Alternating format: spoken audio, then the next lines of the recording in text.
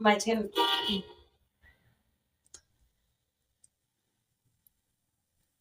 అంత ఎడిటింగ్ చేద్దామా.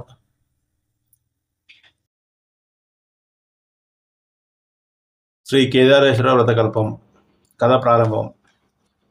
శ్రీ కేదారేశ్వర నివాసమున హిమాయత్ పర్వతం యందు 60 కోట్ల నవరత్నములు, 99 కోట్ల శివాలయములను, 86 కోట్ల బంగారు గోపురములు, 28 కోట్ల శివలింగ స్థానములు కలవు.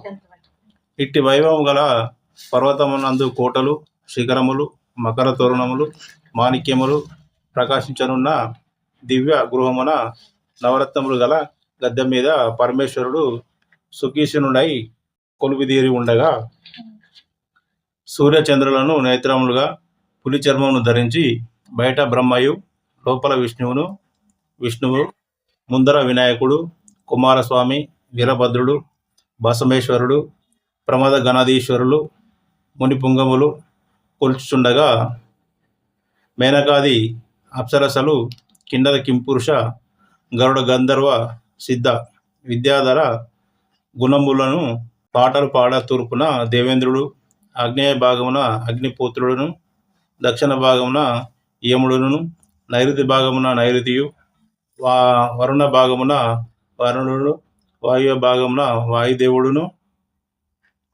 ఉత్తర భాగమున కుబేరుడు, ఈశాన్య భాగమున రుద్రుడు, ఈ విధంగా అష్టదిక్పాలకులు, సప్త మహర్షులు, నవగ్రహములు నక్షత్ర గుణమున పరివేష్టించి సేవించుతుండగా, నారదుడు గానము చేయగా, చండీశ్వరుడు డమరుకమున వాయింపగా,